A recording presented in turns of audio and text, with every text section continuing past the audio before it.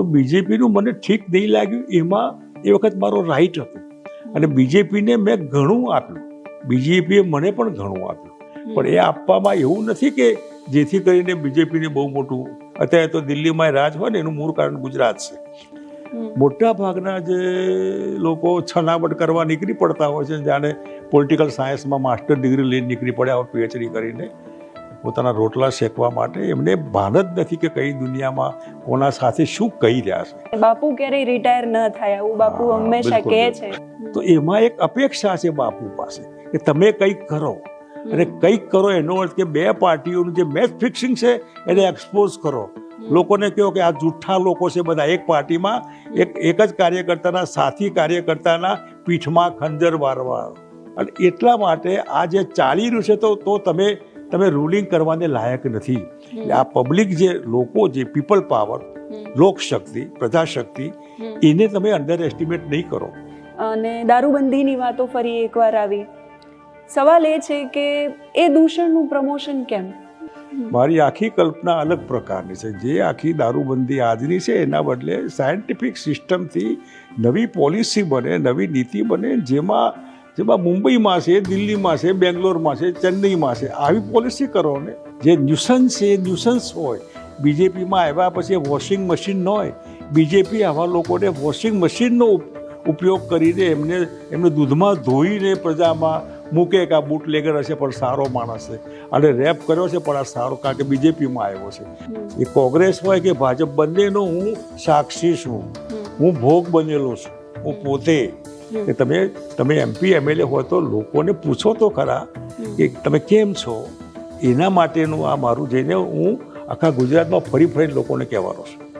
તમે જો કંટાળ્યા હોય તમે એમ કહેતો કંઈક કરો તો મેં આ કર્યું, આ પાર્ટી છે, આ મારું નિશાન ભાલો છે. આ તમારે બી ઈચ્છા હોય તો રણાજીના ભાલે ભાલો કરો અને આ દિશામાં આગળ વધો. ગુજરાતની રાજનીતિની જ્યારે પણ વાત આવે ત્યારે એક નામ એવું જેને ક્યારેય પરિચયની જરૂર નથી પડી. નવી પાર્ટી ગુજરાતની અંદર લઈને, આમ તો એ પાર્ટી ઘણા પહેલાંથી હતી, ફરી એનું લોન્ચિંગ થયું છે. એ શંકરસિંહ વાઘેલા આપણી સાથે છે, એમની સાથે વાત કરવી છે. એમની પાર્ટી લઈને આવવાનું કારણ શું, રાજનીતિમાં 84 વર્ષની ઉંમરે ફરી સક્રિય થવાનું કારણ શું, એ બધું જ એમની પાસેથી જાણવું છે. બાપુ, સ્વાગત છે આપનું જમાવટમાં. ધન્યવાદ. સૌથી પહેલાં તો પાર્ટી અને રાજનીતિની વાતો કરીએ એના પહેલાં સૌથી પહેલાં કંઈ પણ પૂછું એના પહેલાં એક સિમ્પલ સવાલ મારા મનમાં ઘણા સમયથી સતાવી રહ્યો છે. જે ઘટનાઓ ગુજરાતની અંદર સતત બની રહી છે એ બધી જ ઘટનાઓને લઈને સૌથી પહેલો સવાલ એ પૂછવો છે આપને. અભિનંદન પહેલાં તો તમારી પાર્ટી પ્રજાશક્તિ ડેમોક્રેટિક પાર્ટી આવી રહી છે, અને બાપુ ક્યારેય રિટાયર ન થાય એવું બાપુ હંમેશા કહે છે. અને 84 વર્ષની એમની ઉંમર છે, ઘણી બધી પાર્ટીઓનો અનુભવ એમને છે, પૂર્વ મુખ્યમંત્રી રહી ચૂક્યા છે. ભરૂચની ઘટના બની હમણાં, ભરૂચના ઝઘડિયાની અંદર જે માસૂમ દીકરી સાથે થયું, આ પહેલાં પણ અનેક જગ્યાઓથી એવા સમાચારો સામે આવ્યા છે. સુરતમાં હોય, દાહોદમાં હોય કે પછી બીજી કોઈ પણ જગ્યાએ હોય, એ બધી જ ઘટનાઓનું મૂળ જ્યારે આપણે તપાસવા જઈએ ત્યારે બધી જ ઘટનાઓના મૂળમાં એક દૂષણ એવું કોમન સામે આવે કે એ દારૂ પીવાના કારણે થયું, અથવા તો આના કારણે થયું, આના કારણે થયું. અને જ્યારે તમે પાર્ટીનું લોન્ચિંગ કરી રહ્યા હતા 22મી તારીખે, હું તમારું એ સંબોધન સાંભળી રહી હતી જે તમે કાર્યકર્તાઓને કે પાર્ટીના લોકોને તમે સંબોધી રહ્યા હતા, અને દારૂબંધીની વાતો ફરી એકવાર આવી. સવાલ એ છે કે એ દૂષણનું પ્રમોશન કેમ? આ એક દારૂ પીધેલો માણસ, જેને આપણે દારૂ પીધો કહીએ છીએ, જેનું સેવન કરવા માટે લગભગ બેભાન અવસ્થામાં એ માણસમાં ફિઝિકલ તાકાત ન હોય. દારૂવાળો માણસ, પીધેલો માણસ રેપ ન કરી શકે. થોડી બી છોકરી પાવરફુલ હોય તો એને ધક્કો મારતે પડી જાય. આ એક કલ્પના ખોટી છે કે દારૂ મતલબ લીકર, જે સેવનની કલ્પના છે રૂટીનમાં, જે લોકો જસ્ટ સવારમાં ઉઠીને કોઈ ચા પીતો હોય, કોઈ કોફી પીતો હોય, એમ જેને રાત્રે સૂતા પહેલાં કે ગમે ત્યારે ટેવ હોય, એના માટેની વ્યવસ્થા છે આ. જેને પીને બેફાન થવા માટેની દારૂબંધી, દારૂનો છુટકારો છૂટી આવી ન હોઈ શકે. મારી આખી કલ્પના અલગ પ્રકારની છે. જે આખી દારૂબંધી આજની છે એના બદલે સાયન્ટિફિક સિસ્ટમથી નવી પોલિસી બને, નવી નીતિ બને, જેમાં મુંબઈમાં છે, દિલ્હીમાં છે, બેંગ્લોરમાં છે, ચેન્નઈમાં છે. આવી પોલિસી કરો ને, જે પોલિસીથી રાજ્યને આવક બી સારી થાય, એમાંથી એજ્યુકેશન ફ્રી આપી શકાય, હેલ્થની ટ્રીટમેન્ટ સારી કરાવી શકાય, લોકોને આર્થિક બર્ડન ન આવે, એ એંગલથી આખી વાત છે. એટલે આ જે આપણે જોડવાની કોશિશ કરીએ છીએ એ એવા રેપ કરવાવાળા લોકો વધારે પડતા દારૂ પીધેલા ન હોઈ શકે. રાજનીતિ તરફ વળીએ હવે. એ ઘટનાઓમાં અપેક્ષા આપણને એવી રહેવાની છે કે જે પણ દીકરીઓ સાથે ખોટું થયું છે એને ન્યાય મળે. રાજનીતિની વાતો કરવા માટે આપણે અહીંયા આવ્યા છીએ તો સૌથી પહેલો સવાલ એ કે બાપુના ભાલાને પ્રજાની શક્તિ ફળશે ખરા? જો એક તો પહેલું તમે જે કીધું, ગુજરાતમાં લગભગ રેપ અને મર્ડર અને લુખાગીરી, દાદાગીરી એ બેફામ છે. એનો અર્થ છે કે ગુજરાતમાં કાયદો અને વ્યવસ્થા તૂટી પડી છે, ભાગી પડી છે. એનો અર્થ એ કે ગવર્મેન્ટ જે છે એ નોન એન્ટિટી, જેનો કંટ્રોલ હોવો જોઈએ તંત્ર ઉપર, અને તંત્રનો કંટ્રોલ જે નકામા લોકો પર હોવો જોઈએ, એનો અભાવ અથવા એની નિષ્ફળતા એમ કહી શકાય. સૌથી પહેલાં તો સરકારે આમાં એટલી ટાઈટ રીતે કામ કરવું જોઈએ જેથી કરીને આનું પુનરાવર્તન ન થાય. રિપીટ કેમ થાય? ગુજરાતમાં એક બનાવ મળે તો બીજો ન બનવો જોઈએ, એના માટેનું જે બનવું જોઈએ એના બદલે રિપીટ થયા કરે છે. મર્ડર બી થયા કરે, રેપ બી થયા કરે, ગુંડાગીરી, ઠીક છે બધું. એના માટે ગવર્મેન્ટે બહુ કડક રીતે કામ લેવું જોઈએ. કોઈ પાર્ટીએ એને પ્રોટેક્શન નહીં આપવું જોઈએ. કમસે કમ રૂલિંગ પાર્ટી બીજેપી હોય તો બીજેપીએ આવા લોકોને બોલાવીને ટોપીને ખેસ નહીં પહેરાવવો જોઈએ. સામાજિક માન્યતા એમને નહીં આપવી જોઈએ. જે ન્યુસન્સ છે એ ન્યુસન્સ હોય. બીજેપીમાં આવ્યા પછી વોશિંગ મશીન ન હોય. બીજેપી આવા લોકોને વોશિંગ મશીનનો ઉપયોગ કરીને એમને દૂધમાં ધોઈને પ્રજામાં મૂકે કે આ બુટલેગર હશે પણ સારો માણસ છે, અને રેપ કર્યો છે પણ આ સારો કારણ કે બીજેપીમાં આવ્યો છે. આનો વિચાર બીજેપીએ ગંભીરતાથી કરવો જોઈએ કે આવા લોકોને તમે મહેરબાની કરીને, આટલી મોટી પાર્ટી, આટલા બધા સભ્યોને તમે શેની ભૂખ છે આવા સભ્યો બનાવવાની, જેથી કરીને નકામા લોકોને તમે મહત્ત્વ આપો છો અને પાર્ટીનું બ્રાન્ડ મારો છો. જે લૂંટે લોકોને, આ સ્પોન્જી સ્કીમ હોય 6,000 કરોડની, કે મોટાભાગના ધીરધાર કરવાવાળા હોય, કે દારૂના બુટલેગરો હોય ને, એ બીજેપીની મહેરબાનીથી આ ચાલતું હોય, બરાબર નહીં. બિચારી ઝઘડિયામાં દીકરી મૃત્યુ પામી હમણાં, બહુ ખરાબ રીતે. હેવાનિયત જેને કહી શકાય. હેવાનિયત એક ઠેકાણે એના પહેલાં બી બન્યું. આગ લાગવાના બનાવો સુરતમાં બન્યા, બીજે બન્યા, રાજકોટમાં બન્યા, ત્રીજે બન્યા, વડોદરામાં બન્યા. એનો અર્થ તંત્ર જેવું કંઈ છે જ નહીં. હવે તમે જે કીધું કે પાર્ટી ભાલો, એ ભાલાઓ એટલે એ ઇલેક્શન કમિશને આપેલું સિમ્બોલ છે. હું અને ઘણી વખત રાણાજીના ભાલે ભાલો, એટલે જે રીતે સિમ્બોલ છે એને હું બહુ સારી રીતે લઈને ગુજરાતની પ્રજામાં, યુથમાં, બહેનોમાં, કે નિશાન ચૂક માફ પણ નહીં નીચું નિશાન. 2027નું ઇલેક્શન ધ્યાનમાં રાખીને પાર્ટી અત્યારે અમે એક્ટિવ કરી રહ્યા છે. શેના માટે આ પાર્ટીમાં ફરી મારે વધારે એક્ટિવલી, હું કંઈ ફરી સક્રિય નથી થયો. હું કાયમ રાજકારણમાં સક્રિય. કોરોનામાં કોઈ સક્રિય નહોતું, ત્યારે બાપુ સક્રિય હતા. હું હોસ્પિટલમાં લોકોને દવા ખાવા, હું સિવિલ હોસ્પિટલમાં જે ડૉક્ટરો હતા ને એમનો પોશાક કેવો હોય એ જોવા માટે એમની કેબિનમાં રૂબરૂ ગયેલો છે. એટલે આ ઠીક છે બધું. એટલે આપણે 24 કલાક એક્ટિવ હોઈએ છીએ. પોલિટિક્સ તો નામ હોય એનું. અત્યારે હાલ જે મેં આ દાખલો તમને આપ્યો કે પોલિટિકલ પાર્ટીમાં ખોટા લોકોને, બદમાશ લોકોને, ગુંડા લોકોને, નાલાયક લોકોને, જે શબ્દો વાપરો આપણી ડિક્શનરીમાં ખૂટી જાય, એને પાર્ટી એમને માન સન્માન ન આપે. એમાં રૂલિંગ પાર્ટી તો ન જ આપે. અને તમે જો આદર્શની વાત કરતા હોય, સારી પાર્ટીની વાત, યા રાષ્ટ્રભક્તિની વાત કરતા હોય, યા તમે હિન્દુ ધર્મની વાત કરતા હોય, તો એનાથી ઉલટું તો ન કરાય ને, એ કરી રહ્યા છો. બીજું જે ચાલી રહ્યું છે પોલિટિક્સમાં, જેને બધાને ખબર નથી. મોટા ભાગના જે લોકો છનાવટ કરવા નીકળી પડતા હોય છે, જાણે પોલિટિકલ સાયન્સમાં માસ્ટર ડિગ્રી લઈને નીકળી પડ્યા હોય, પીએચડી કરીને પોતાના રોટલા શેકવા માટે. એમને ભાન જ નથી કે કઈ દુનિયામાં કોના સાથે શું કહી રહ્યા છે. પણ તમે સમજાવો કે જાહેર જીવનમાં મેં કોની પાસેથી શું પડાવી લીધું. જો બીજેપીના જે તે વખતે મેં 2 ભાગ કર્યા, એ મારો રાઈટ હતો, કારણ કે હું બીજેપીમાં હતો. એના પછી બીજેપીને મેં ક્યારેય ડિસ્ટર્બ નથી કરી. એ એક કારણ એના કારણમાં જવું જોઈએ કે જો એક જ પાર્ટીમાં મેચ ફિક્સિંગ થતું હોય, એક જ પાર્ટીમાં પોતાના વિધાનસભાના ઉમેદવારોને કે લોકસભાના ઉમેદવારોને યોજનાબદ્ધ રીતે હરાવવામાં આવતું હોય, એ જ આરએસએસ જે સંઘ પરિવાર જેને કહેવાય, જે વીએચપી કે બજરંગ દળ કે બીજા કે ત્રીજા, આ બધા લોકો ભેગા થઈને બીજેપીનું નિશાન લોટસ કમળ હોય તો કમળને હરાવવાની સાજિશ કાવતરું ચાલતું હોય, તો મને સમજાવો કે પાર્ટીને કરવાની શું? શેના માટે એક જ પાર્ટીમાં તમે આ ધંધા કરી રહ્યા છો? એ બીજેપી હોય કે કોંગ્રેસ હોય કે એનસીપી હોય, આ ત્રણ પાર્ટીઓના અનુભવો મને પોતે મેં અનુભવો લીધેલા, અને એ અનુભવોના આધારે કહી શકું કે આવી પાર્ટી બીજેપી જેમાં 25 વર્ષ મેં કાઢ્યા, અને મેં જોયું કે આ ધંધા ન કરે. તમે તમારા કેશુ બાપાની ઇમેજ ખરાબ કરવા માટે તમે દિલ્હી હાઈકમાન્ડને ગમે તેવા તાર કરીને ખોટી માહિતી આપ્યા કરો.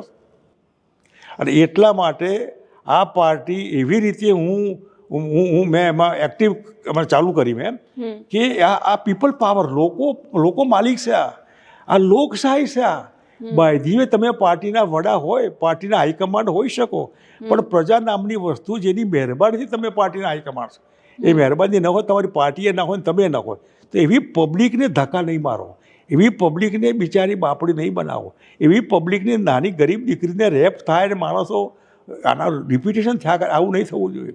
એવી પબ્લિકને ગુંડાઓ હેરાન કરતા હોય, વ્યાજ ખાવાવાળા લોકો એટલે ઘરના બાળકોને ઉઠાઈ જતા હોય, લુખાઓ એટલે કલ્પના મર્ડર થઈ જતા હોય, આવું ન હોય. અને એટલા માટે આ જે ચાલી રહ્યું છે તો તમે રૂલિંગ કરવાને લાયક નથી.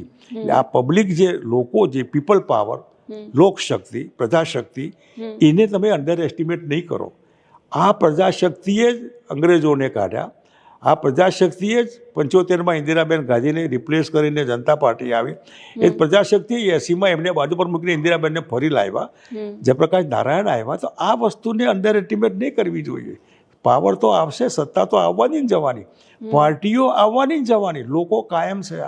એ લોકો કાયમ હોય તો એના માટે તમારે વિચાર કરવો જોઈએ કે પબ્લિક લાઈફમાં લોકો કેમ આવ્યા છે? પોતાની જાત માટે આવ્યા છે, અને એ જાત માટે આવ્યા હોય તો અંદર જે પાર્ટીમાં હોય ને એમાં એમનો મેળ ન પડતો તો કાવતરા કરવા આવ્યા છો, મેરિસવાળા કાર્યકર્તાઓનો ધક્કા મારવા આવ્યા છે. અને એટલે બીજેપીમાં એટલા બધા કાર્યકર્તાઓનો ભયંકર અસંતોષ, મને કે બાપુ તમે ઊભી કરેલી બીજેપીને આજે એમ કે જો ને હારી અમારી હાલત. આ એક હું કોંગ્રેસના ઘણા બધા લોકોને કે મારી ટિકિટ ફાઇનલ હતી બાપ, હું ફોન ભરતો હતો વિધાનસભાના ઉમેદવારનું, જેવું મારે મેન્ડેટ આપવાનો હતો મારે ઇલેક્શન કમિશન જે કંઈ હોય અધિકારીને, રિટર્નિંગ ઓફિસરને, એના બદલે પાર્ટી હાઈકમાન્ડે મને કીધું તું રહેવા દે, બીજાએ ફોર્મ ભરવાનું છે. મારે નક્કી હતું કે તારું ફાઇનલ છે, તારે વિધાનસભાની તૈયારી કર. અને જ્યારે જાહેરાત થઈ ત્યારે મારા બદલે બીજા નામની જાહેરાત થઈ. એક આગેવાને મને કીધું કે મને કોંગ્રેસમાં ટિકિટ ન મળે, માટે કોંગ્રેસના આગેવાનોએ લાખો રૂપિયા ખર્ચીને મને ટિકિટ ન મળે એના માટે હું એમને દિલ્હી હાઈકમાન્ડને મેનેજ કર્યું. મને આ સમજાવો કે આ કહેવાય એક પ્રતિષ્ઠિત માણસ જો જીતતો હોય તો જીતવા દો ને, એટલે ટિકિટ ન મળે એના માટે કાવતરા, અને ટિકિટ ન મળે એમાં કાવતરાવાળા સક્સેસ થાય. પેલા ટિકિટ ન મળે એટલે ધક્કો મળે. આવા અનેક દાખલા. એટલે આમાં ક્યાંય હું ખોટો હોઉં તો મને કોઈ કહે તમે ખોટા છો. એટલે આ બધી પાર્ટીઓ, એનસીપીમાં તો મેચ ફિક્સિંગ શરૂઆતથી જ હતું. એટલે હું ગયો, કારણ કે બીજેપીના મતોનું વિભાજન કોંગ્રેસથી અલગ ન થયા માટે મેં સિસ્ટર કન્સર્ન એવી એનસીપી પકડેલી. એનસીપીમાં કંઈ લેવાનું નહોતું. અને કોક મને સમજાય કે પાર્ટીઓ પાસેથી મેં શું લીધું. બીજેપીને જેને આમ ગુજરાતના 18,000 ગામડામાંથી 17,000 જેટલા ગામડાઓમાં ફરી રખડીને એસટીમાં મંદિરમાં સૂઈને, મંદિરના કૂવામાંથી સવારમાં પાણી કાઢીને નહીને ખાધા પીધા વગર આ ગામ પેલું ગામ, એ બીજેપી જ્યારે આમ થયું તો બીજેપીનું મને ઠીક નહીં લાગ્યું. એમાં એ વખત મારો રાઈટ હતો, અને બીજેપીને મેં ઘણું આપ્યું, બીજેપીએ મને પણ ઘણું આપ્યું. પણ એ આપવામાં એવું નથી કે જેથી કરીને બીજેપીને બહુ મોટું, અત્યારે તો દિલ્હીમાં રાજ હોય ને એનું મૂળ કારણ ગુજરાત છે, બીજા કોઈ સ્ટેટ નહીં. ગુજરાતના લીધે જ બીજેપી દિલ્હીમાં બેઠેલું છે. કોંગ્રેસમાં પણ મેં કોઈ દિવસે સોનિયાબેનને કંઈક મને ટિકિટ આપો, વિરોધ પક્ષનો નેતા બનાવો ના, મંત્રી બનાવો ના, તો પણ અહેમદ પટેલ હતા, એમને સમજીને કે ભાઈ તમે લડવું હોય ત્યાં એમને જ મને કીધું તમારે મિનિસ્ટર બનવાનું છે.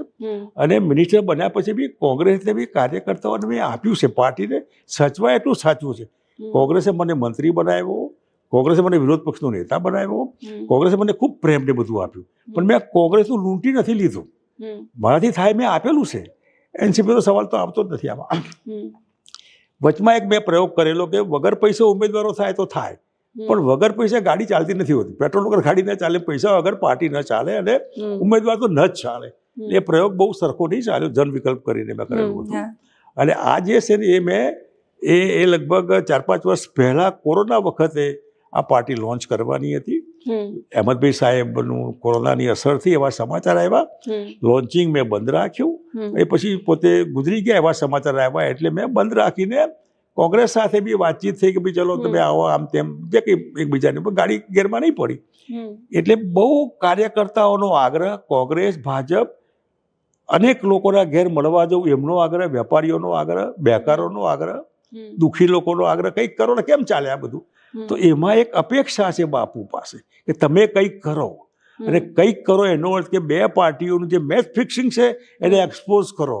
લોકોને કહો કે આ જૂઠા લોકો છે બધા, એક પાર્ટીમાં એક જ કાર્યકર્તાના સાથી કાર્યકર્તાના પીઠમાં ખંજર વારવા. એ કોંગ્રેસ હોય કે ભાજપ, બંનેનો હું સાક્ષી છું, હું ભોગ બનેલો છું, હું પોતે. એટલે આમાં મારે કોઈના લાયસન્સ કે પુરાવાની જરૂર નથી. એટલે આવા જે હોય ને જે પત્રકારો નીકળી પડ્યા હોય છે ને બધું લખવા કરવા કે બાપુ આમ નથી, એમને હું કહું છું આ તમને ખબર છે આ કથા હું છે બધી, આ જે કથા મારે કોઈનાથી કહેવાતી નથી. ઘણી વાતો બહુ ન કહેવી જોઈએ, હું એને મર્યાદામાં રહું છું. ને કહીએ તો ઘણા બધા કોઠી ધોઈએ તો કાદવ નીકળે, એવું બધું આમાં કંઈ સારું નીકળે નહીં. પણ આ કરવાનું મૂળ કારણ કે તમે જે પાર્ટીમાં છો એને વફાદાર રહો ને. વફાદાર ન રહો તો પાર્ટીમાં ન રહો, છોડી દો પાર્ટી. તો પાર્ટીમાં રહેવું પણ છે ને, પાર્ટીમાં વફાદારી નથી કરવી, ગદ્દારી કરવી છે એમ કહું તો ચાલે. કાર્યકર્તાને પતાવી દેવાનું કામ કરવાનું. એટલા માટે આ એવી પાર્ટી જે લોકો નક્કી કરશે, પીપલ પાવર. જે હું પ્રજા, મારી હાઈકમાન્ડ છે, એનો અર્થ કે પ્રજાને કન્સલ્ટ કરીને પછી તમે મૂકો ને. લોકોને ગમે એવો માણસ મૂકો, ચીટર નહીં મૂકો. જે પ્રજા લોકોથી હેરાન હોય, જે કાર્યકર્તા બહુ મોટો બુટલેગર હોય, જે કાર્યકર્તા ગુંડો હોય, જે કાર્યકર્તા ઉપર એલિગેશન હોય, એ કાર્યકર્તા વળી પાછો તમે આવીને તમારી પાસે તમે એની તો લોકો તો કે આનાથી તમે દુઃખી છીએ. તમે એવી રીતે ચીટર જે લોકો હોય એવા લોકોને ન મૂકવા. સારા લોકો, સામાજિક પ્રતિષ્ઠા જેને હોય એ. હું બીજેપીમાં હતો તો સામાજિક પ્રતિષ્ઠાવાળા મિત્રો હું આગળ કરતો બધા, જેને લોકો પ્રેમથી માનથી બોલાવે. કોંગ્રેસમાં પણ રેપ્યુટેડ લોકોને હું આ કભી રાખો, સારા માણસોને મૂકવા.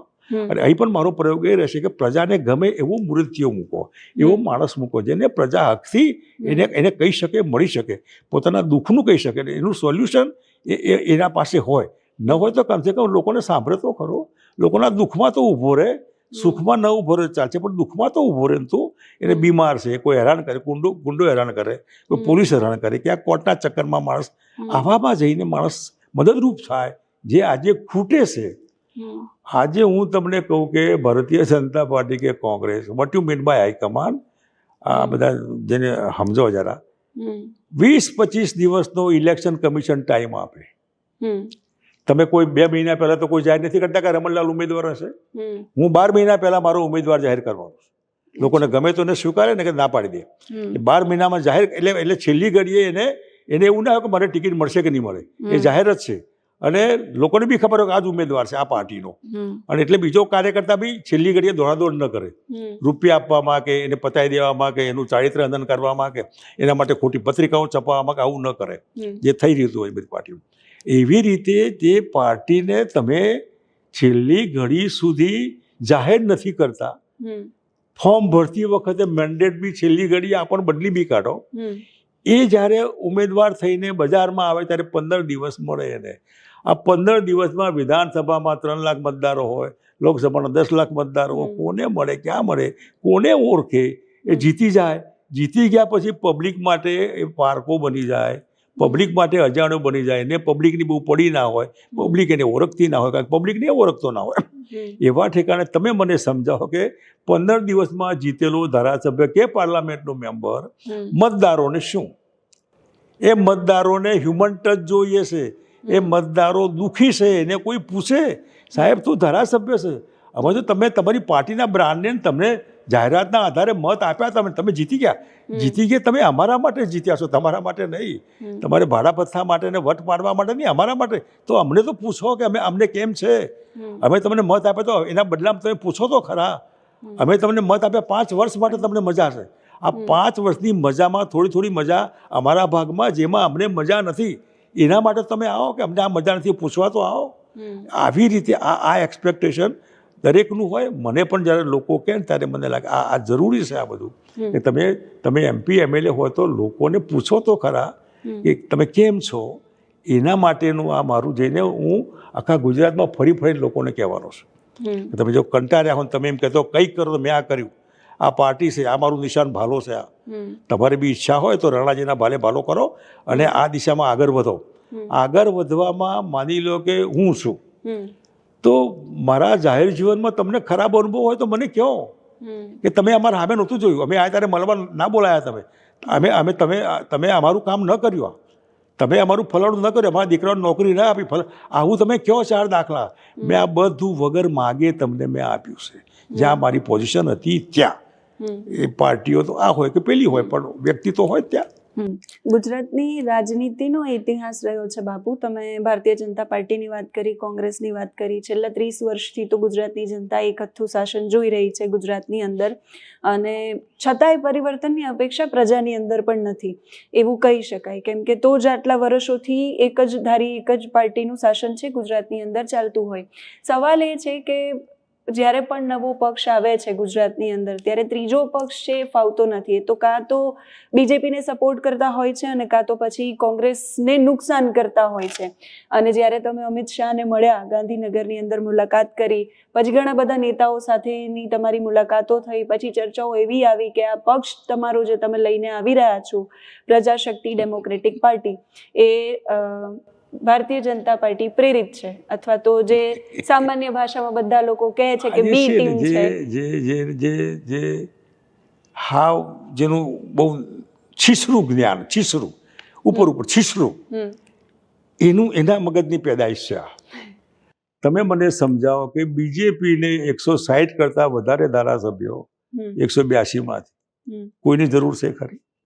લોકસભામાં એક અપવાદ બાદ કરતા બધી એમ ક્યાં જરૂર, રાજ્યસભામાં એમ બધું એમ ક્યાં જરૂર છે? તમે BJPને શું મદદ કરવાના? તમે કોંગ્રેસને નુકસાન બી શું કરવાના? મેં તો નુકસાન નથી કર્યું. 12 સીટો જે છે કે જે એટલે ન હું કોંગ્રેસને કોઈ નુકસાન કરવાનો છું, ન BJPને ફાયદો કરવાનો. બીજું કે આવા જે છીછરા મગજવાળા લોકોને એ ખબર નથી. દિલ્હીમાં 15 વર્ષમાં શીલા દીક્ષિતનું કોંગ્રેસનું શાસન, એ મુખ્યમંત્રી પોતે લોકપ્રિય મુખ્યમંત્રી શીલાબેન દીક્ષિત, 15 વર્ષ BJPનું ભારત સરકાર ઉપર આધિપત્ય. દિલ્હી શહેરમાં પણ, દિલ્હી વિસ્તારમાં BJPનો જૂનો હોલ્ડ, કંટ્રોલ ગણો. એ બંને ઓલ ઇન્ડિયા પાર્ટીઓને બાજુ પર મૂકીને સામાન્ય પાર્ટી આમ આદમી પાર્ટી ઝાડુ જેવું નિશાન રાખીને 70 વિધાનસભામાંથી 67 જીતી જતા હોય. આજે આ છીછરા મગજવાળાને હું પૂછવા માંગુ, તારું મગજ કામ કરે છે આમાં? આટલી એ આમ આદમી પાર્ટી કોંગ્રેસને હરાવવા આવી હતી, BJPને હરાવવા આવી હતી, પોતે જીતવા આવી હતી. એ જ વસ્તુ અહીં આમ આદમી પાર્ટી હતી. તમારે ગુજરાતમાં તો કહેવું હતું ને એ વખતે એમને કે જાહેરાતોના રૂપિયા તમને મળતા હતા એના, એટલે કોઈ બોલતું નહોતું. તમે રૂપિયાના પૂજારી છો એમ કહો ને. એમને કોઈને શું રાઈટ છે? પ્રજાનું, મતદારોનું અપમાન કરવાનું એમને શું રાઈટ છે? મતદારો એવા સસ્તા છે કે આપણે કહીએ એમ મત આપે?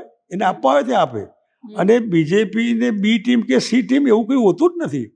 અને ગુજરાતમાં ત્રીજું નથી ચાલતું. આ બી એક કલ્પના માત્ર છે. આ મા ગુજરાત પાર્ટી હતી, મા ગુજરાત જનતા પાર્ટી, જનતા પાર્ટી હતી, ચિમનભાઈનું લોકદળ હતું, સ્વતંત્ર પાર્ટી હતી, આ બધી પાર્ટીઓ હતી. એ વખત BJP ક્યાં હતી? એક માત્ર કોંગ્રેસ આવી, 2, ત્રીજી BJP તો કઈ હતી જ નહીં પિક્ચરમાં. એવા ઠેકાણે આ બી લોકોની કલ્પના છે. આ હા, જે નથી ચાલતું એનું કારણ કે ચિમનભાઈ ચાલ્યા પણ કોંગ્રેસમાં ભળી ગયા, હું ચાલ્યો પણ કોંગ્રેસમાં ભળી ગયો. એવી રીતે ચાલે ન ચાલે, આમાં ગોળ નાખે એટલું ગળ્યું થાય. પોલિટિકલ પાર્ટીમાં સૌથી વધારે problem money power, muscle power. એટલે મની પાવર ન હોય તો ગાડી બહુ નહીં ચાલતી. અને છતાં જો પ્રજાને વિશ્વાસ હોય કે આપણે હિંમતથી આગળ વધીએ તો આપણે વધીએ છીએ. જેમ જેમ જરૂર પડે ત્યાં લોકો મદદ કરતા હોય બહુ વાંધો ના આવે. એટલે ત્રીજું નથી ચાલતું ના બી ટીમ સી ટીમ એની મેં વિગત તમને કીધી કે આપણે ગઈકાલની ખબર જ નથી. સ્વતંત્ર પાર્ટી હતી, સત્તાના નજીક હતી. ગુજરાત જનતા પાર્ટી જેને ગુજરાત અપાયું, જનતા પાર્ટી જેમાંથી ભારતીય જનતા પાર્ટી બની, જેનું શાસન 75માં જનતા મોરચો હતો અહીં, તે ત્રીજું હતું. બધી પાર્ટીઓનો સમૂહ હતો. ઠીક છે.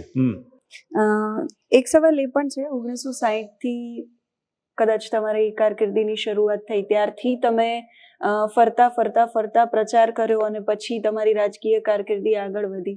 ત્યારથી લઈને અત્યારથી રાજનીતિ બદલાઈ, સમય બદલાયો, સંસાધનો બદલાયા, બધું જ બદલાયું. હવે તમને લાગે છે કે હવે જે પરિવર્તન થવા જઈ રહ્યું છે અત્યારની રાજનીતિમાં, એ પરિવર્તન જનતા સ્વીકાર કરશે? જનતા હોય છે. મેં જાહેર જીવન કરેલું જનસંઘમાંથી, એ જનસંઘમાંથી જનતા મોરચો જનતા પાર્ટી બની. એ પાર્ટીમાં જનસંઘ ભળી ગયું એટલે આપણે પાર્ટી બદલી કહેવાય એને. એટલે એ જનતા પાર્ટી બની. જનતા પાર્ટીમાં તમે પાર્લામેન્ટમાં રહ્યા, એ અલગ થયું 1980માં, એમાંથી ભારતીય જનતા પાર્ટી બની. તો એ ભારતીય જનતા પાર્ટી અલગ પાર્ટી બની કહેવાય, પાટલી બદલી કહેવાય. જનસંઘમાંથી જનતા પાર્ટી જે પાટલી બદલી કહેવાય. જનતા પાર્ટીમાંથી બીજેપી જે પાટલી બદલી કહેવાય. જેના મગજ નથી કામ કરતા ને એને હું કહું છું ત્યારે મગજ ચલાયા શું છે આ પ્રોસેસ છે. એ બીજેપી જે સત્તા નહોતી અને સત્તા આવી, power corrupt, absolute power corrupt absolutely. એ બહુમતી આવી બીજેપીની. એ બહુમતી આવ્યા પછી જે વીત્યું, કલ્પના બહારનું છે, હું કહી શકતો નથી. એ કહી શકતો નથી અને કહેવાય તો બહુ મને નહીં શોભે નહીં. એટલે મને ફિટ નહીં લાગ્યું કે આવી પાર્ટી ન હોય. એક જ પાર્ટીમાં આવા કાવતરા ના હોય, આવી બદમાશી ન હોય, આવી નાલાયકી ન હોય. નથી રહેવું આ પાર્ટીમાં. અને નહીં રહેવાનું કારણ મારા ધારાસભ્યો, 120 સંખ્યા હતી ધારાસભ્યોની, 182. એમાંથી 105 લોકો આઉટરાઈટ મારી પડખે ઉભા રહીને તમે કેવો કરવા તૈયાર છે. આ પાર્ટીમાં નથી રહેવું. ધારાસભ્યોને મરવાની એપોઇન્ટમેન્ટ ના મળે, આ કાવતરા કેવા કહેવાય? આજે છીસરા મગજવાળા વિચારે કે આ ધારાસભ્યોને કોઈ મળતું નહોતું. 6 મહિના સુધી મુખ્યમંત્રીની એપોઇન્ટમેન્ટ નહોતી, લાય લાગી હતી. અને એ ધારાસભ્યોના દબાણથી, આગ્રહથી, પ્રેમથી બાપુ કંઈક કરો, એ વખતે આ ન ચાલે. મારી પાર્ટી હોય તો આ બદમાશી કહેવાય, આ ન ચાલે. એમાંથી અલગ પાર્ટી થઈ, એમાંથી સરકાર બની. અને જે સરકાર કોંગ્રેસે મને ટેકો બિનશરતી આપેલો. આ થયું ત્યારે કોંગ્રેસ સાથે વાત કરીને કે તમે ટેકો આપશો, આવું કંઈ જ નહીં, નથી. જ્યારે થયું ત્યારે એમને સામેથી ઓફર કરી. એટલે અહેમદભાઈનો કોંગ્રેસનો આભાર માનું છું. એમને ઓફર કરી સરકાર બનાવો. અને એ જે સરકાર બની, એ સરકાર હિસ્ટોરિકલ સરકાર. પબ્લિકને શું કહેવાય ગવર્મેન્ટ, ડેમોક્રેસી, એ આરજેપીની ગવર્મેન્ટ. 12 મહિનાના શાસનમાં લાલબત્તી કોઈએ કાઢી હતી આ દેશમાં? લોકો લાલબત્તીથી ભડક શું અંગ્રેજોની નીચે કાઢવી હતી ને? સલામતી કોઈએ કાઢી હતી? સિક્યોરિટી પોતાની આવો ગમે ત્યાં પગાર મુખ્યમંત્રીનો કોઈ લીધું નહોતું, વિધાઉટ એપોઇન્ટમેન્ટ કોઈ મળતું હતું. અને હિસ્ટોરિકલ દાખલા બધા. અને એટલે એ રીતે બાકીને જેને જે કહેવું હોય કે પછી વિભાજન ન થાય ભાજપના સામે માટે હું આરજેપી કોંગ્રેસમાં ભરી ગયો. અને કોંગ્રેસમાં જે ધારાસભ્યો ગયા એને ટિકિટ આપવા સિવાયનું કોઈ કમિટમેન્ટ નહીં. બીજા આવે એને ટિકિટ આપજો કે સારું, એમાં મંત્રી બનાવજો કે એવું કંઈ જ નહીં. અને એ કોંગ્રેસમાં જ્યારે મને લાગ્યું કે અહીં પણ બીજેપીને એમને હરાવી જ નથી, કોંગ્રેસની આટલી દાનત નહીં મળે, હું કઈ થાક્યો કે આ બીજેપી છે, આમ કરો તે નહીં. 20 વર્ષ મારા એમાં ગયા. પણ જે સેટમાં હાઈકમાન્ડ, દિલ્હી ભાજપ હાઈકમાન્ડ, કોંગ્રેસ, આ હાઈકમાન્ડના લીધે બીજેપી ગુજરાતમાં છે. એનું કારણ હાઈકમાન્ડની પોલિસી. પછી મેં માફ કર્યું, મને નથી ફાવતું. અને હું કોંગ્રેસમાં હું, તમે હારવાના હોય, એનો અપયશ તમને મળે, મને મળે, માટે હું કોંગ્રેસમાં મારે છોડી દઉં. પ્રેમથી બધાનો આભાર માનીને કોંગ્રેસ છોડી. પ્રયોગ કર્યો જન વિકલ્પનો, વગર પૈસે ઉમેદવાર ખૂબ મળ્યા, પણ પૈસા વગર ગાડી નહીં ચાલી. એ પછી મેં પ્રયોગ કર્યો એનસીપીનો, જેથી કરીને ભાજપને હરાવવા માટે મહેનત કરો. ને કોંગ્રેસ એનસીપીનું જોડાણ એક જ પાર્ટી જેવું કહેવાય. એટલે પણ એનસીપીમાં પણ મેચ ફિક્સિંગ, જે હવે અત્યારે હાલ લોકો હવે માને છે કે હા એ વખતે મેચ ફિક્સિંગ હશે, પણ આજે પ્રૂવ થઈ ગયું કે મેચ ફિક્સિંગ જ હતું. હવે તમે એક પાર્ટીમાં છો, એમાં ફૂટી ગયા હોય મેઇન માણસો, હું બીજાની વાત નથી કરતો. જેના હાથમાં પાર્ટીનું શું કા સ્ટીયરિંગ પાર્ટીની ગાડીનું સ્ટીયરિંગ જેના હાથમાં હોય એ સ્ટીયરિંગ વાળા લોકો જ ફૂટી ગયેલા હોય, પછી એક્સિડન્ટ થાય ને લોકો મરી જાય, શું થાય એમાં? એ એનસીપીમાં પણ એ આજે પ્રૂવ થઈ ગયું કે 2 પાર્ટીઓ થઈ ત્યારે. એટલે એ રીતે થયા પછી મને લાગ્યું કે આમાં ઉંમરને શું છે, મારે શું લેવાનું? મુખ્યમંત્રી થઈ ગયા છો, વિરોધ પક્ષ દિલ્હીના, તમારે જોઈએ શું? જે લોકોને જે દોડાદોડી કરતા હોય ને એમને હું કહેવા માંગુ છું, મારે શું જોઈએ? અને આ જોઈએ એના માટે હું રાજકારણમાં હતો. તો રાજકારણના શુદ્ધિકરણ માટે આદર્શ સાથે being a qualified man, MA with economics, રખડતો નથી આવ્યો આમાં રાજકારણમાં. મારું ગુજરાત નહોતું ચાલતું, મને રોટલા ખાવા નથી આવ્યા આમાં. અને આવ્યા માટે એક કલ્પના હતી કે રાજકારણ આમ હોવું જોઈએ. આવ્યા પછી એ જ પાર્ટીઓમાં જ્યારે પીઠ પાછળ ખંજર ભોંકવાનું ચાલે, બીજેપી હોય કે કોંગ્રેસ, તો એ મારે એમાં રહેવાનું, તો એ મારે બીજી વાત નહીં કરવાની. આ પાર્ટી કરી, બીજેપીને ખુશ કરવા કરી, કોંગ્રેસને ખુશ કરવા કરી, મેં એ કોંગ્રેસને નાખુશ કરવા કર્યું. See what you mean by party? લોકો માટે છે બધું. લોકો ક્યાંય લોકો હોય તો મને બતાવો, ક્યાંય પબ્લિક નામની વસ્તુ ક્યાંય હોય તો બનાવો. આ બધી પાર્ટીઓમાં પબ્લિક નામની વસ્તુ ક્યાંય હોય જેની હયાતી. ઇલેક્શનમાં આવો, મજા કરો, મેનિફેસ્ટો, ઢંઢેરો, લાલચો, ખોટા વચનો. એક બી પાર્ટી વચનો પૂરા કરતી નથી, તો એ મેનિફેસ્ટોમાં ચાલ્યા કરે, આ આપીશું, તે આપો ને બાપની દિવાળી, આપો ને પાર્ટીમાંથી. સરકારના પબ્લિકના પૈસે તમારે મજા કરવાની, લોકોને ડેવડી વહેંચવાની બધી. એટલે આ બધામાં મને બહુ કોઈની એવી ટીકાની મને હાડવાળી નથી, અને મને એની પડી બી નથી. હા, મારા માટે મને ક્યાંક તમે આ કર્યું, એક દાખલો મને આપે, તમે આ ગડબડ કરી. સરકાર હતી, સરકાર નહોતી, પાર્ટીઓમાં પણ. અને એટલા માટે મને લાગ્યું કે આ જરૂરી છે, અને એ બી તો લોકો માટે છે. તમે મને ફરિયાદ નહીં કરો. હું જે લોકો આંદોલન કરે છે સરકારના સામે, એને હું કહેવા માંગુ છું, તમે આંદોલન બી કરો છો, સરકારને મત બી આપો છો, તો તમે મૂર્ખા લોકો છો. જે સરકારની નીતિ રીતે તમે આંદોલન કરો એના વિરુદ્ધમાં મત આપો ને. મત ડર, ભય. એટલે મારે ડર અને ભય મુક્ત કરવા છે લોકોને, કે ડરો નહીં, હિંમત રાખો. અને જે કોન્ટ્રાક્ટ સિસ્ટમ છે, 1000-2000 કરોડ લોકો વચોટિયા ખાઈ જાય છે. 1000-2000 કરોડ હું આ પદ્ધતિ બંધ કરવા માંગુ છું. સરકાર એજન્સી હોય, નોટ પ્રાઇવેટ એજન્સી, બીજેપીની એજન્સી નહીં, જે મજા કરવા માટે લોકોને. આવી અનેક પોલિસી જે મેં ગઈકાલે કર્યું છે બધું આ. અને એવું લોકોને લાગતું હોય કે હા આ જરૂરી છે, ને એમને એવું લાગે કે બાપુ અમારી હાથે છેતરતા નથી, આ ચીટિંગ નથી આ. અને એવું લાગે કે ના, ગઈકાલે બાપુએ વગર વાયદે અમને ઘણું બધું આપ્યું, તો આજે તો એક કહે છે કે ભાઈ તમે તમારે છૂટવું હોય આમાંથી, તમારે દુઃખનો છુટકારો જોઈતો હોય, તમારે હિંમતથી બહાર નીકળવું હોય, તો ડર્યા વગર આવો આ સાથે. કયો પ્રયોગ આ? એમાં પબ્લિકને નુકસાન હોય તો ના આવે, મારો અનુભવ ખરાબ હોય તો ના આવે. ડર્યા વગર, કોઈના બાપની હાડાબાડી વગર. જેને કોઈનાથી કોઈ છુપાવવાનું ન હોય એને કોઈનો ડર રાખવાની જરૂર નહીં, ભૂલથી નહીં. હું ડંકાની ચોટ ઉપર કહું છું, જે થાય કરી લે, જાઓ. જાહેર જીવનમાં આવી રીતે કોઈ નાક દબાઈને મોઢા ખુલે તો આમાં નહીં પડવું જોઈએ જાહેર જીવનમાં. જી, તમે કહ્યું 12 મહિના પહેલા ઉમેદવાર જાહેર કરશો. હા, સ્થાનિક સ્વરાજ્યની ચૂંટણીઓ આવી રહી છે, તમે 2027 સુધીની રણનીતિ આમ તો જાહેર કરી છે. રણનીતિઓ શું રહેશે, કઈ રીતે જનતા હું આ સુધી તમારી વાત પહોંચશો? સાચી. આ 27ના વિધાનસભાના ઉમેદવાર 12 મહિના પહેલા કહું છું. હા. તાલુકા જિલ્લા પંચાયત તો હવે આવી રહી છે. બે જિલ્લા પંચાયત હમણાં, ખેડા અને બનાસકાંઠા. 2 તાલુકા પંચાયતો, કપડવંજ, કઠલા અને ગાંધીનગર ત્રીજી તાલુકા પંચાયત. એમાં સારા ઉમેદવાર મળે તો હું પ્રયત્ન કરવાનો છું. મેં અત્યાર સુધી બધા ઇન્ચાર્જ મૂકી દીધા. તું બનાસકાંઠા જિલ્લાનો ઇન્ચાર્જ, તું ખેડા જિલ્લાનો ઇન્ચાર્જ, તું ગાંધીનગરનો, તારે કપડવંજ, તારે કઠલા, બધું ગોઠવી દીધું.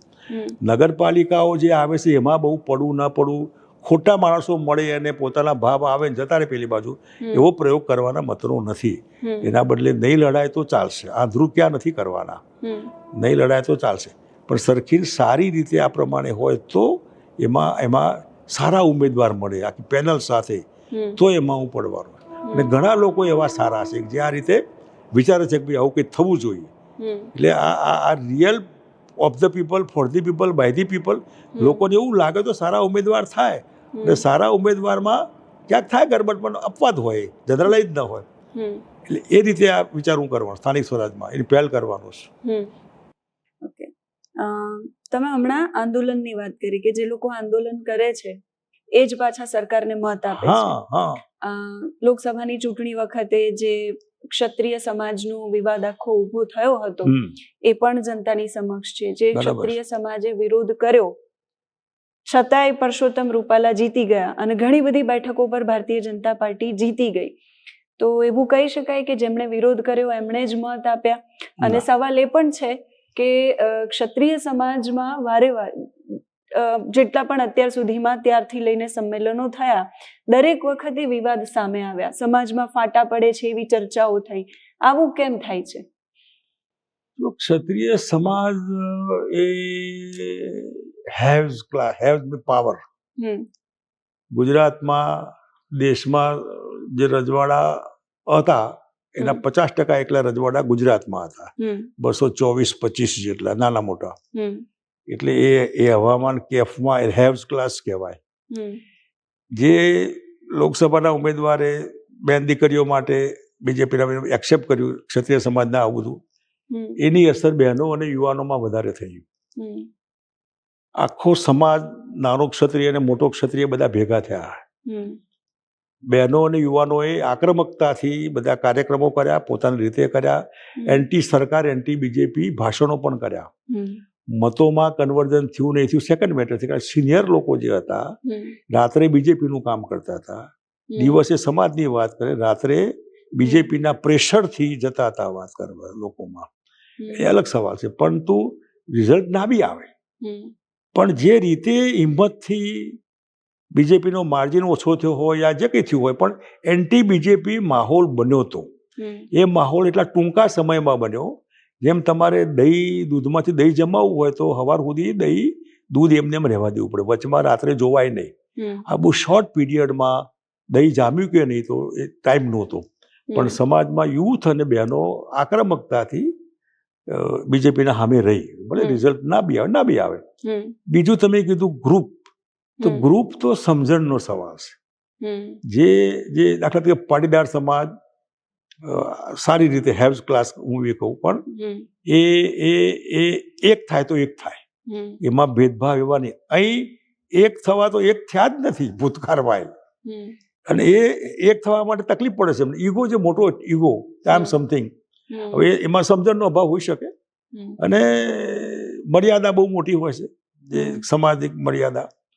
એટલે એ પણ ટાઈમ આવે એમને લાગશે કે અમારે એક થવાની જરૂર છે. અને કેટલાક સસ્તી પ્રસિદ્ધિ માટે ચીપ પોપ્યુલારિટી, ગમે તેમ બકવાસ કરવો, ગમે તેમ બોલવું, કંઈ સમજણ નથી. અને બહુ એટલું બધું એવું નહીં, પણ છતાં ટાઈમ વિલ કમ કે ધીરે ધીરે આખી કોમ્યુનિટી સમજશે કે ભાઈ અમારું ભલું શેમાં હોય ને શેમાં ન હોય. મુદ્દાઓ તમારા સ્થાનિક સ્વરાજ્યની ચૂંટણી અને વિધાનસભાની ચૂંટણી, દારૂબંધીનો મુદ્દો તમે લઈને આવ્યા છો, એ કાયમ રહેશે કે એની સાથે બીજા કયા બહુ સાચી છે. દારૂબંધી તમે એકચ્યુઅલી આ લીકર પોલિસી છે.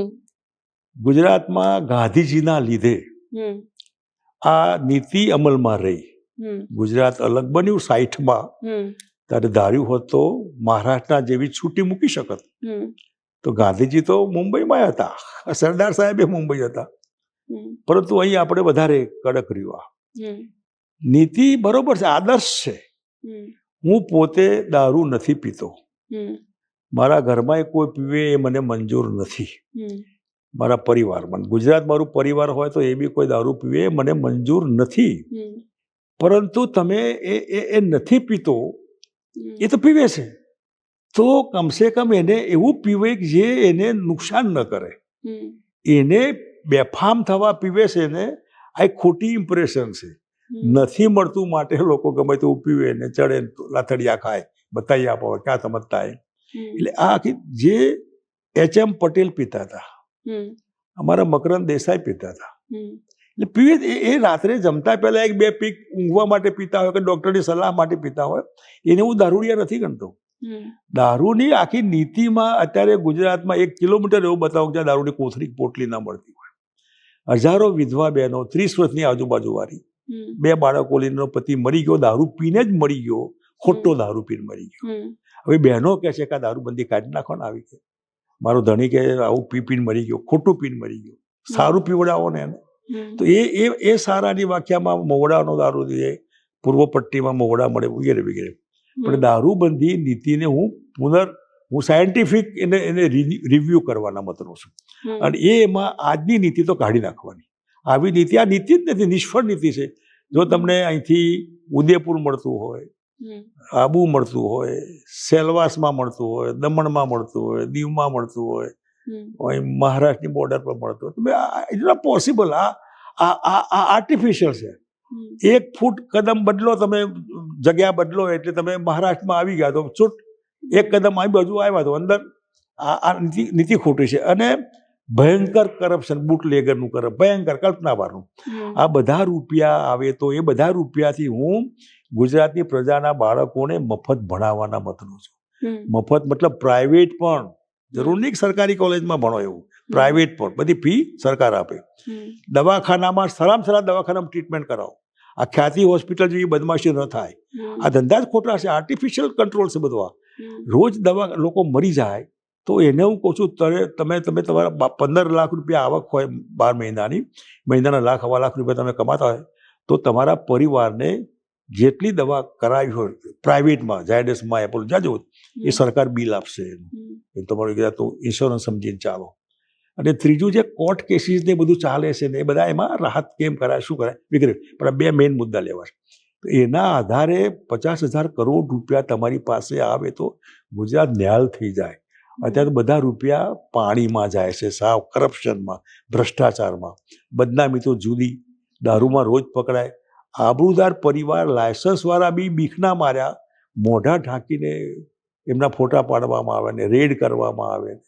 ચાલ હંબક, આ ખોટું છે બધું. અને એટલે હું એવી લીકર પોલિસી સારી બને.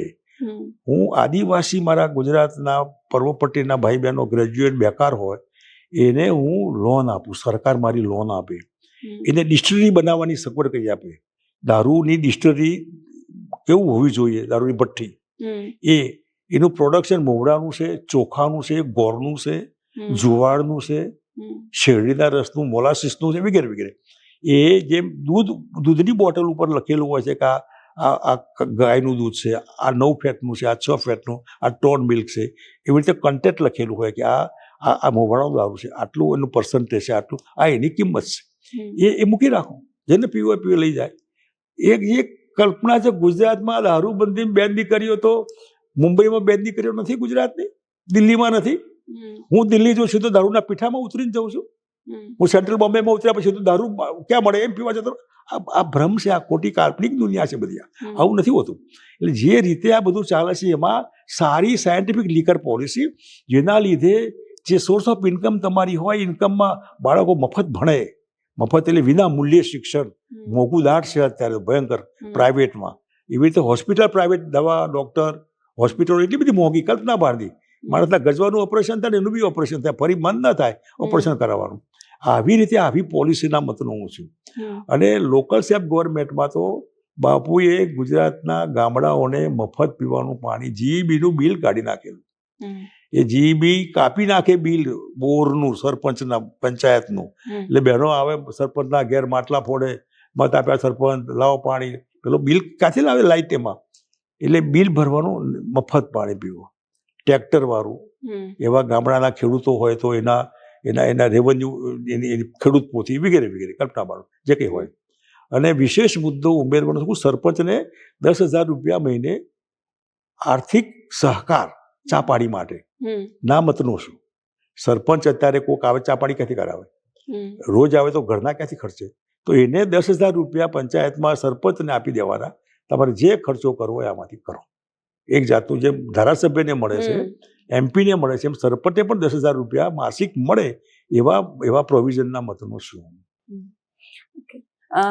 અંતિમ સવાલ મારો એ, ગુજરાતની રાજનીતિ ને તમે અત્યારે જે છે સ્તર ઉપર એને તમે કઈ રીતે જોઈ રહ્યા છો? જે રીતે અલગ અલગ ઘટનાઓ રોજ સામે આવે છે, ધારાસભ્યોના આમથી આમ જવાની ઘટનાઓ આવે, કાર્યકર્તાઓના રોષની ઘટનાઓ આવે, કે પછી રાજનીતિનું એક લેવલ જે અત્યારે ગુજરાતની અંદર છે એને તમે કઈ રીતે જોઈ રહ્યા છો?